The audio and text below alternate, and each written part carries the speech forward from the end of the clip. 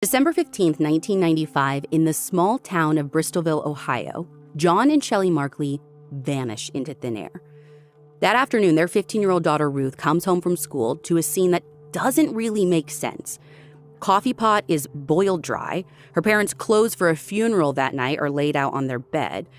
Her mom's purse, lighter, cigarettes, things she would never leave the house without, just sit there in plain sight.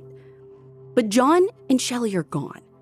Even more alarming is that for the first time ever, Ruth sees that John's gun cabinet is unlocked.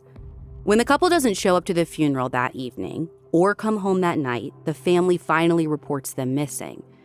Now, police find John's red Chevy Silverado truck abandoned outside a restaurant about 20 minutes away from the house. And inside the truck, they find tarps, Shelley's cell phone, and potentially other evidence, though accounts differ as to what police actually collect from the vehicle.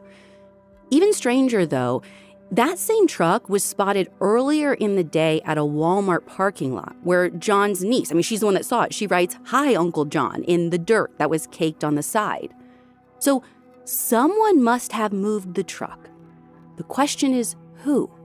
Now, we know that John and Shelley were alive in that truck at some point because a bank teller remembers seeing John and Shelley in the truck just hours before they disappear. But they say that a third person was with them. A slim, dark-haired man sits in the passenger seat as Shelley cashes a $1,000 check. And that is the last confirmed sighting of the couple.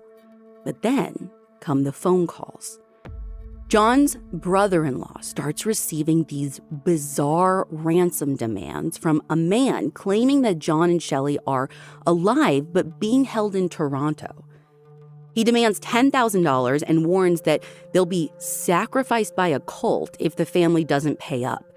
So police stage a sting on New Year's Eve after a ransom note directs them to hide cash inside a pile of Penguin sweatshirts at the local mall. Now, instead of kidnappers, they arrest a former employee of John's, Stephen Durst, and Stephen's teenage daughter. Now, it turns out Stephen once lived with the Markleys, but they left on bad terms.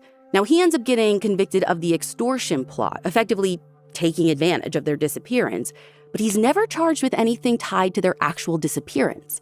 And almost 30 years later, no one seems to know what really happened to the Markleys.